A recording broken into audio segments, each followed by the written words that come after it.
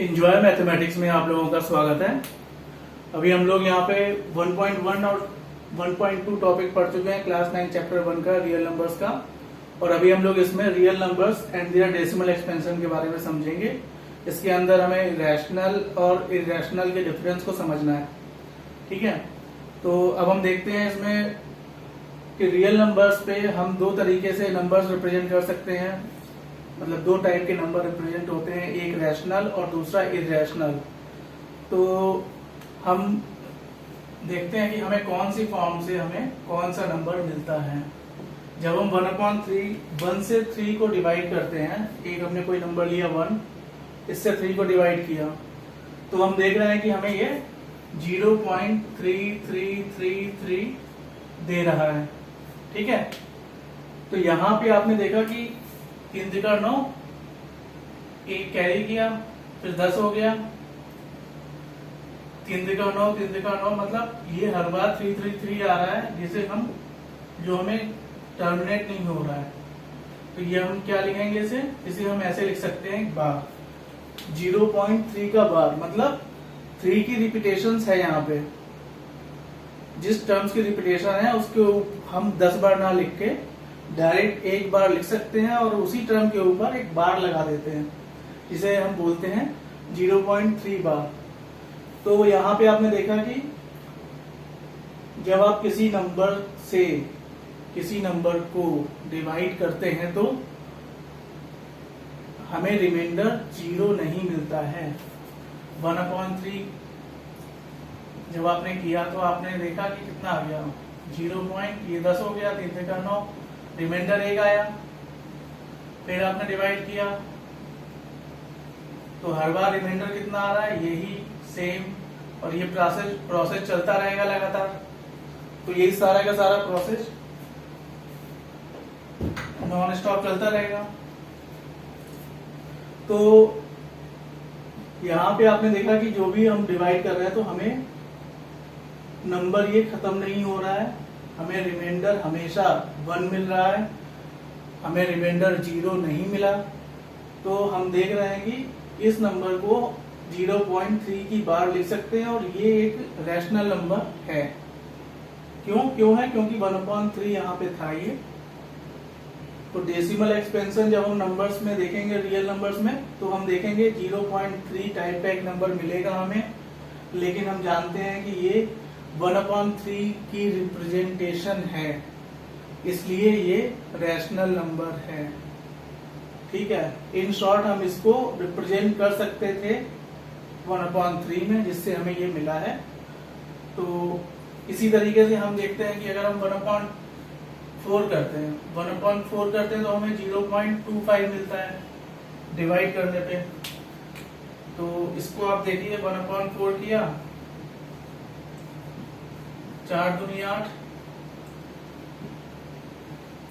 2 बचा। फिर आपने क्या किया, 0 आ गया, पॉइंट लगा ही चुके हैं, 4 5 20, और यहाँ रिमाइंडर कितना आ गया, 0। रिमाइंडर 0 है यहाँ पे। ठीक है, तो इसका मतलब क्या है, यहां हमें रिमाइंडर 0 नहीं मिला था और यहां हमें 0 मिला है, और रिमाइंडर 0 मिला तो ये टर्मिनेट हो गया। तो आप देखिए दो तरीके की फॉर्म मिलेगी आपको रैशनल नंबर्स में।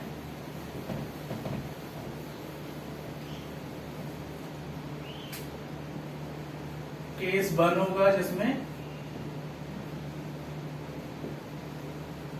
रिमाइंडर 0 मिलेगा। इसका मतलब क्या होगा, टर्मिनेटिंग नंबर होगा वो। When we write that number in decimal expansion, any kind of number, if we write that number in decimal expansion of P upon Q form, then we find that remainder 0 will be there, and that number will be also a terminating number because that number is giving remainder 0. Okay? दूसरा case क्या है हमारे पास, case 2 देखिए। Case 2 में हमारे पास ये है, reminder हमें 0 नहीं मिल रहा है।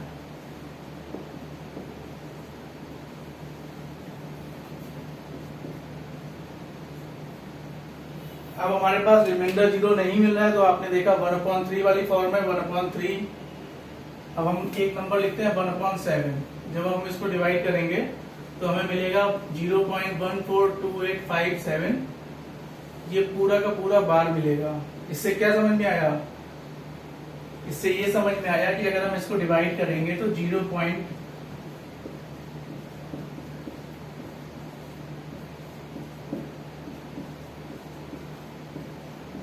कहने का मतलब क्या है, ये पूरा, फिर ये पूरा और फिर ये पूरा, मतलब ये पूरा 5 डिजिट डेसिमल के बाद जो आ रही हैं, इनका एक सेट है जो after certain time will be repeat, and after that repetition it continues the same process.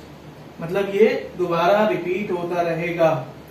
तो 1/7 को हम करके भी देख लेते हैं। ठीक है, 7 से 1 को डिवाइड किया, कितना आ गया? 0 पर लगा दिया हमने, 10 हो गया। ये 7 एकम 7, 3 बचा, फिर 30 आ गया, 7 चौको 28, 2 बचा, फिर 20 आ गया, 7 दूनी 14, 6 बचा, 7 8 56, 4 बचा, फिर आपने देखा, फिर 0 लगा लिया, 7 पंजे 35, 5 बचा,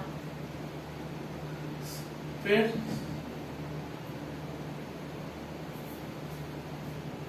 देखिए सेम आ गया 57, और अब रिमाइंडर क्या मिल रहा है हमें? 1। लास्ट में हमें रिमाइंडर 1 मिला है, और यहां पे हमें कहीं 1 मिला होगा। अब देखिए 1 ये था ही हमारा, फिर 10 लगाएंगे, फिर 7 आएगा, फिर यही सेम प्रोसेस चलेगा, फिर हमें 1 मिलेगा, फिर हम 1 मिलेगा, फिर हम यही सेम प्रोसेस आएगा सारा।